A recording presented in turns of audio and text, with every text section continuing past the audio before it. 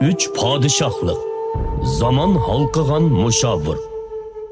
21. bab. Genmo'nun qiyinchiligi.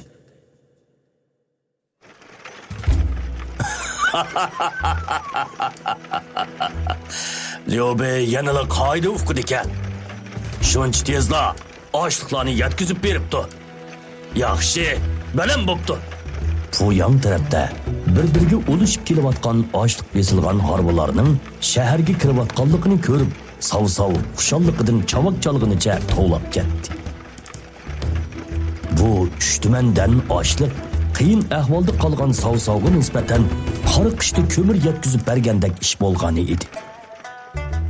Amdilikda Lyubey sav-savga uncha yirginishlik emas, balki xeyli o'moq to'yilyotdi.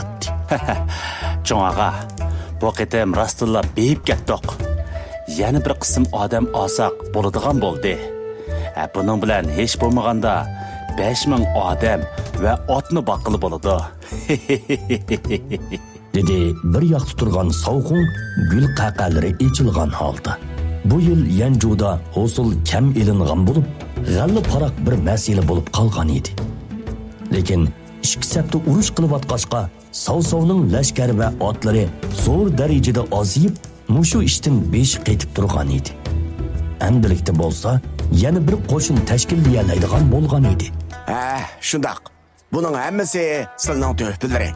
Xiyolimda tehi o maktub orqali Lyubeyni qo'rqitib qo'yish qilib bo'larmikin deb rostla ish qilib qilishni o'ylamabdi ekanman.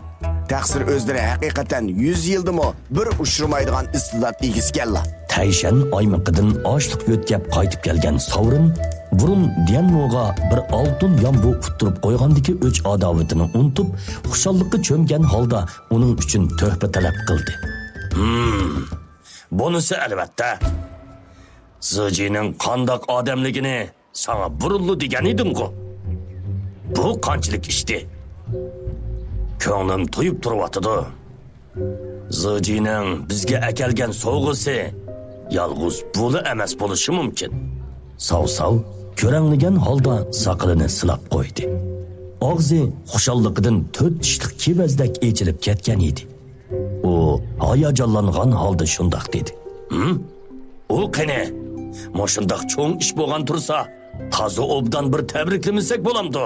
Cho'ng ağa, unutib qoldingizmi? Uning jivoq berib otisini yot etib kelishiga ijozat bergan edingiz-ku, dedi Savxun javob berib. Qarmamdigan bu unutug'liqimni. Bu ishni unutibli ketibman. Uni seg'inib qoldim desa. Sav-sav og'zini surtib atgandan keyin qeshini uchirib shundoq dedi. To'g'ri emas-ku. Yerim oydan jiqroq vaqt o'tdi. U nemishqa qaytib kelmaydi-qanto? Bu yangdan Jibug'icha 200 chaqirim kelmaydigan tursa, keladigan vaqtimi bo'p qolgan-to? Orqadan yana qaytirib so'radi. Uningga bir kelishmaslik bo'p qolmagan-to, ha? Cho'ng ağa, ortiqcha andish qilib ketmang. U taraf tinch. Yana kelib zishin diyen bariga aydikilarni epmangan tursa, taqsirga kimchi qila olaydi? Dedi Savrin tasalli etib. Sav-sav beshini lanishtirib qo'ygan bo'lsa-mu, yanada xotirjam bo'lolmagan holda shundoq dedi. Bag'in, chaparmanlarni avatib aniqlab baq. Zodi nemish bo'ldi ekan? Bak uzoqqa qoldi. Farmon berdarman. Ozuq-tuliqlarning hammasi baliqqa kirib bo'lgandan keyin Sav-sav qatorliq uchaylan rozi bo'lgan holda baliqqa kirib ketishdi. Baliqqa kirib uzun o'tmayla Yujin, Yojin, Lidian, Shahudun qatorliq bir to'p kishilarning ushqandek yugurib kelishayotganligini ko'rdi. Hatto shunyu, cho'ngyularmi orqasidan yugurib kelyotdi. Pasbonim, chatoq bo'ldi. Cho'ng ish chiqdi. Dedi oldida yugurib kelgan Shahudun chiroyining o'ngsiri yo'q holda. Boshqa sang'ullarning mu chiroyidan g'azab chiqib turadi. Jiddilashmang. Oldirmay so'zlang. Osmon o'rilib tushmaydi. Nechchi qaytim dedim. Sang'un bo'lgandikin Tayshan teg'i ko'mirilib tushirgan ish bo'lsa-mu, chiroyinglarni o'zgartmay tamkin turishinglar kerak. Sav-savdan tanbek eshitgandan keyin hammalarning o'yini tushib ketdi. Shunyu gap boshlab mundoq dedi. Pasbanim, o'zlari ta'minotxonaga berib, qurol yaroq so'qish planini o'zgartganmidilar? Yo'q, dedi Savsov gapning o'ramidan biror ishni pamlagan holda. Ta'minotxona qurol yaroq yasaydigan yer bo'lib, agar u yerdan biror masala ko'rilsa, chatoq chiqadi. Lashkarlar har qancha bo'lsa-mu, qaroqchilarga o'xshash o'tg'ushlarni ko'tarib jangga chiqsa bo'lmas. Savsovning yo'q deganligini anglab, song'ullarning chiroyi qardab ketdi. Yujin bevosita eg'iz echib mundoq dedi. Pasibanim, Peqir bugun kundalik tartib bo'yicha ta'minotxonaga lashkari lozimatliklarni og'ilib olgan edim. Ammo ta'minotxonadagilar biror qilish yoki sovutni chiqarib bermadi. Quruq gap. Men ta'minotxonadagilarning qurol yaroq va dobulg'i sovut yozish uchun 12 tuman tiziq yarmoq ajratib bergan tursam, qandoqsiga hech nima bo'lmaydi. O'tiyacho, o qeri ablag harbiy xarajatga xiyonat qilgudek bo'ptimi? Dedi Savsov ko'zlarini chak-chakkan holda. OTY odamlarni boshlab biz ko'ribmi bilmaydigan bir narsani yasabdi. U narsalar hargizmi lashkari qurollar emas. Ham yana Pasibanim o'zlarini shundoq narsani yasashga buyurgan deydi. Yujin gapini endi to'xtatib turishiga Savsov ochiqdan sakrab, chekisidagi ko'k tomirlari bo'rtib chiqib, g'azab bilan tovladi. Jo'ylibdi! Men qachon shundoq debdiman? Qachon shundoq farmon tushiribdiman? Xumpar, uni bo'g'izlab atmaydigan bo'lsam, uningga pullarimning hammasini qusqizib olaman. Hammasini qusqizib olaman. Bir tal puchuq yarmoqni kam qilsa, go'shidan bir parcha tushirib olaman. Mening bu 12 tuman tiziq yarmoqni taqlimiqim shundoq osanmikan?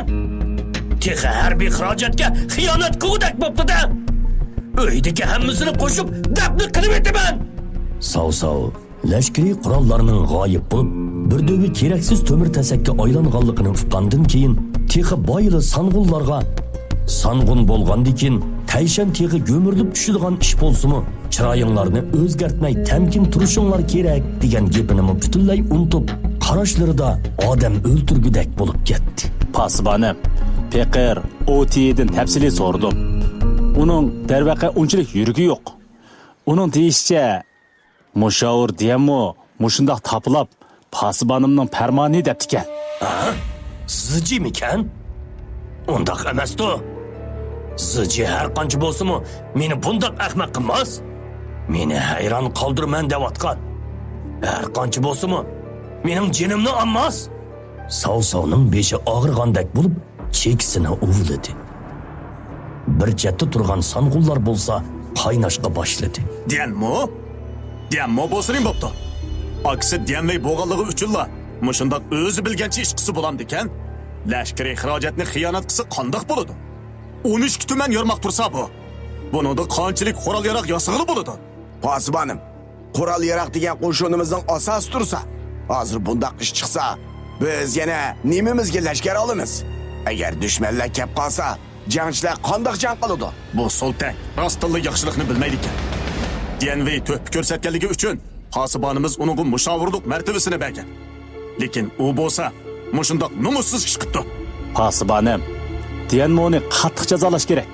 Peqir xalqi olam oldida kallisini ilish taklifini berman. Bo'lmasa, lashkarlarning ko'nglini amin qilmoq tas.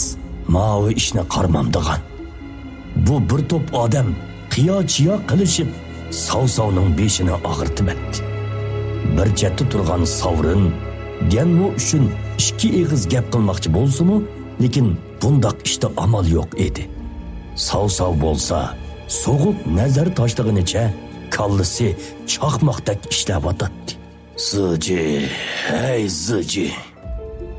Nimishqa bundoq cho'ng gunoh o'tkazgansiz? Mana ish tepishqa rostilla ustkansiz. Lekin siz men eng e'tiborlaydigan odam tursangiz, acaba sizni o'ldirib qiymat-chimi qilib yetishim kerakmi? Lekin kim sizni Diyanziji bo'p qolsin debdikan? Olamchi cho'ng gunoh o'tkazsingizmi? Sizni hech nima qilmaydigan tursam, lekin bu ishni qandoq yig'ishtirsam bo'la? Hozirgi ahvol haqiqatan mubak chatoq edi.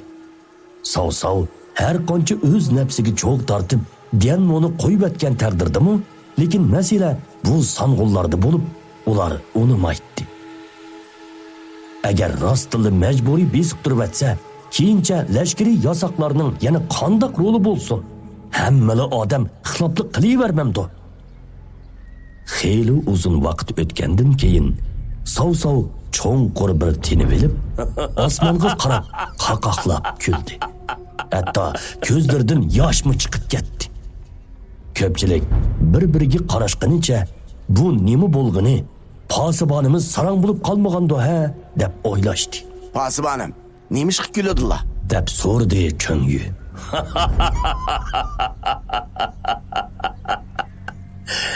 Hech yo'q. Men o'zimga kulyapman. Shaqiqa kesilim ig'irlab qoldimi, bilmadim. Esim borgan siri nacharlab ketyapti. Sov ko'zidagi yoshni surtib, majburiy xushal holatga kirib elib, mundoq dedi. Bu ishni men darhaqiqat Zijining bejirishiga topshirgan. Boyisira so'raganda esimga olamabdiman. Biroq Venro Zijini tilga olgandan keyin bu ish ondan esimga keldi. Bu gap chiqishi bilan ko'pchilikning hammasi hayroni has qilishdi-yu, darhol Sovga agishib qaqoqlab kulishgan bo'lsa-mu, lekin hech kim Sovning bu gapiga ishonmaydi. Pasibonim, undaqda nemishqa bundaq qiladilar? Lashkari qurollar bo'lmasa, biz qandoq lashkar olamiz? deb so'rdi Shohudin ehtiyot bilan. Sov uningga olib qo'ydi. Nemishqiligini men nadim bilay. Sizga texi qaytib kelmasa, uning nemishqi bunda qilmaganligini men nadim bilaman. Bundaq qilishda o'zimning o'ylig'inim bor. Hozir texi sizlarga deydigan fursat kelmadi. Hammanglar qaytib turinglar. Lashkariy qurollarning ishini amal qilib hal qilamiz. Sov taqatsizlangan holda qo'llarini pulaqlatdi. Ko'pchilik chikirinib sal turib qolgandan keyin yuvashlik bilan qaytib ketishdi. Aksi farmon tushirsa, ular nimani qila oladi? Hammaydan ketgandan keyin Sov yeli chiqib ketgan to'pdak so'lishib, mag'dursiz holda Sovringa qaradi. Shoh, seningcha u nemishqa bundaq qiladigandu? Ha? Og'a, men texi rostli sizday farmon tushirgan o'xshaydi deb qoptiman. Aslida taqsir shundoq qildi-kanda. Sovrin cho'chiginidan sakrab ketdi. Bir tortib etgandan keyin beshini choyqig'inicha, Og'amni bilmagan yerda men qandoq bilay? Lekin men taqsirning pul molga erisman odam emasligini bilaman. U lashkariy xarajatga cho'qim xiyonat qilmadi. Menimcha shundoq. Biroq nima deyli? Ziji bizning sov jamoatimizning e'tiborlik odami. Agar rostli bir xato ish qilsa-mu, uni men ustimga olaman, dedi Sov cho'nqur bir tortib etgandan keyin yig'lamsirgan holda. Faqat Ziji qaytib kelganda, andin o'zdan so'ray olamiz.